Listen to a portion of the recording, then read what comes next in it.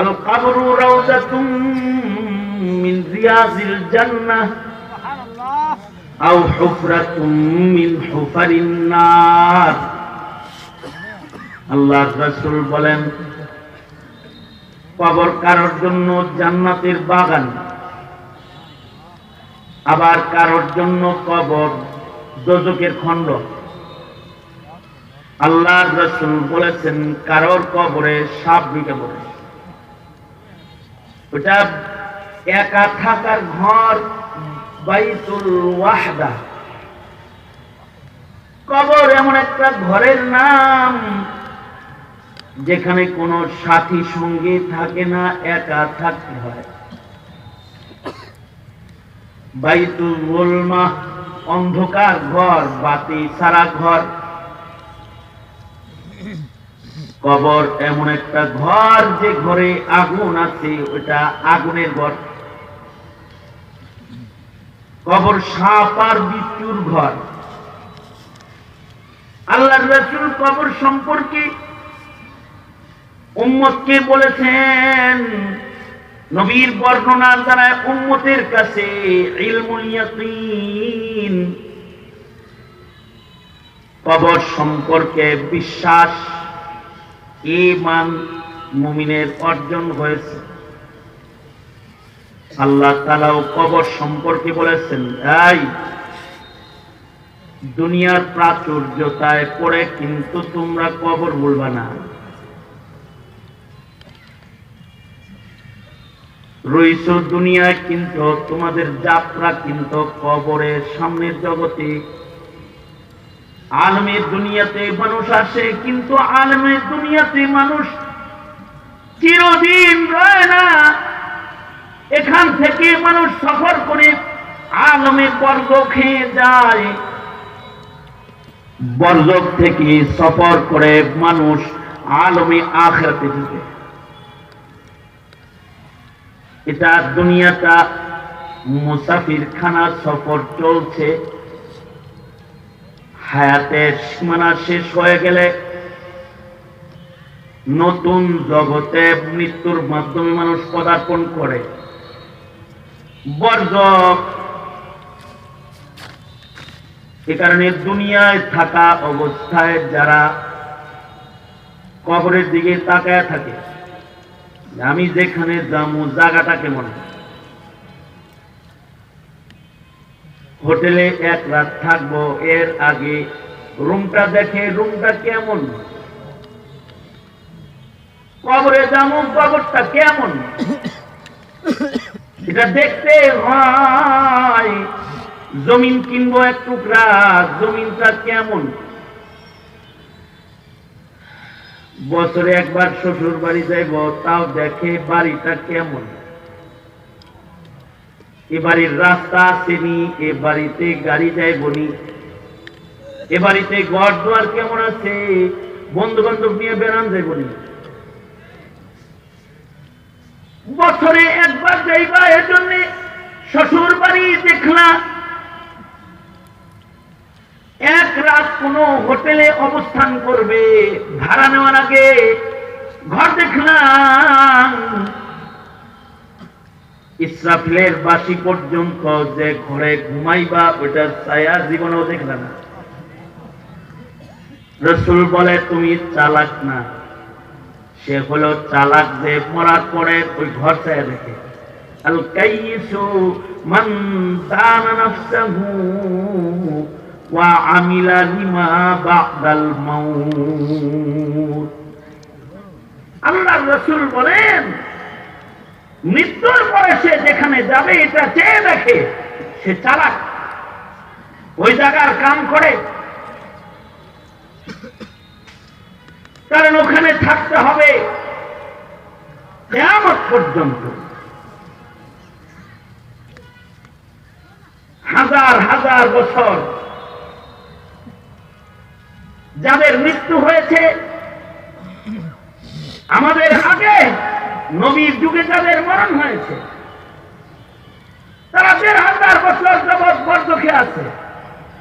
কিয়ামত কবে হবে এটা জানা নাই। আমার আপনার আজ মৃত্যু হলে কতদিন ওই ঘরে থাকা লাগবে তাও জানা নাই। ওই জায়গাটা সম্পর্কে ঈমান, ওই জায়গাটাকে ভালো বানানোর মেহনত করা, এই জায়গাটা যেন আমার জন্য খারাপ না হয়।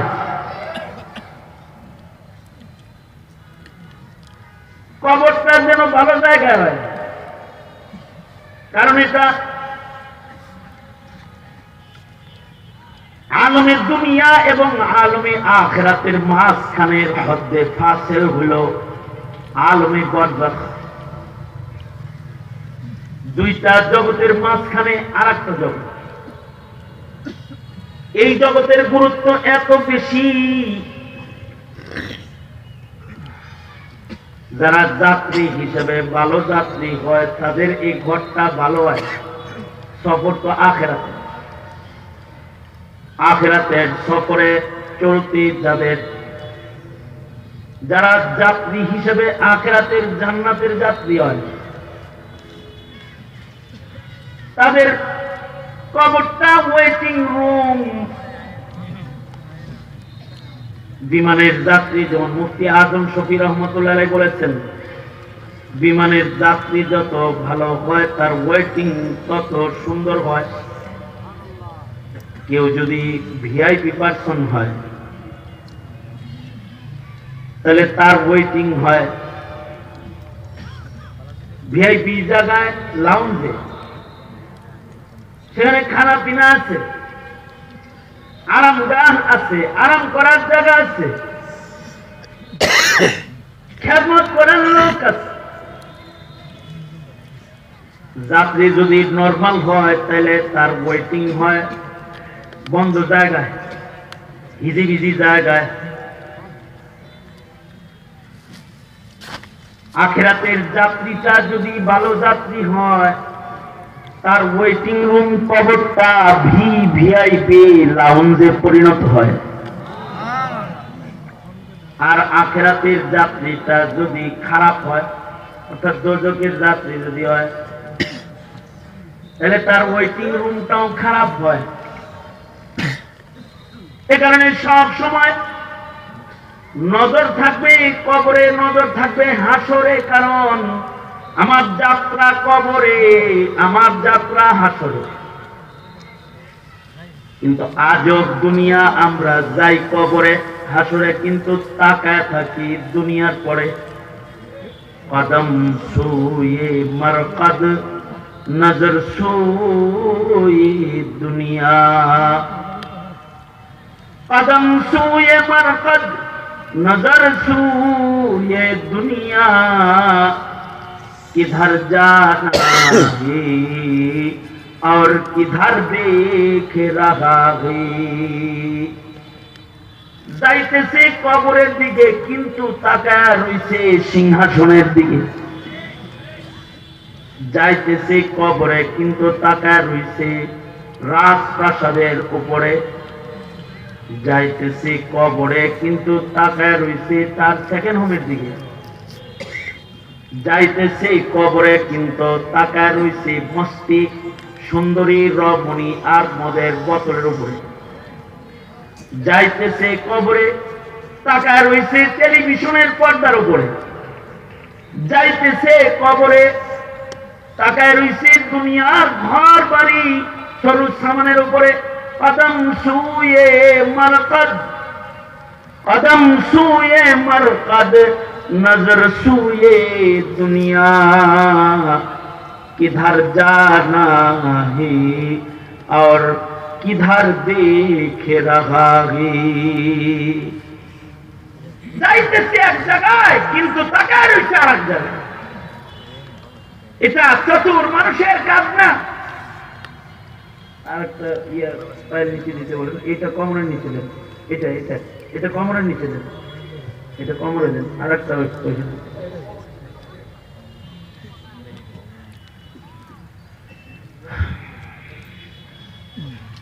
যাইতেছে তো কবরে কিন্তু তাকায় রইছে দুনিয়ার উপরে। এটা চতুরতা না।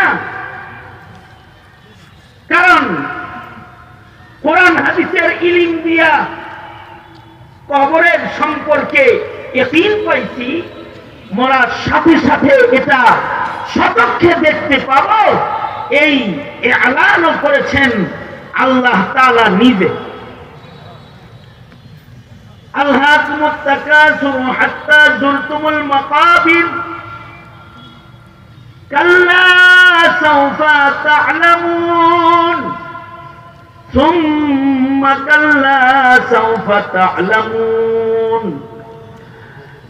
কাল্লা লাউ তা'লামুনা ইলমাল ইয়াকিন লাতারাবুন্নাল জাহিম সুম্মা লাতারাবুন্নাহা আইনাল ইয়াকিন। যারা এখনো অবিশ্বাস করো কবর, সত্য তোমরা কবরের সাথে তোমাদের জিয়ারত হবে, মরার পরে তোমরা কবর দেখবা, দেখার পরে তোমাদের ইলমুল ইয়াকিনটা আইনুল ইয়াকিনে পরিণত হবে, সচক্ষে কবরকে তোমরা দেখতে পাবে। আল্লাহর রাসূল বলে যেদিন সচক্ষে দেখবা ওই দিন হাওকা করলে কাজ দেব না। আগেই যদি কবরের হালত সুন্দর করে যাও তাহলে কবরের জীবনটা সুখের হবে। কবরের জীবন কারো সুখের কারো দুঃখের।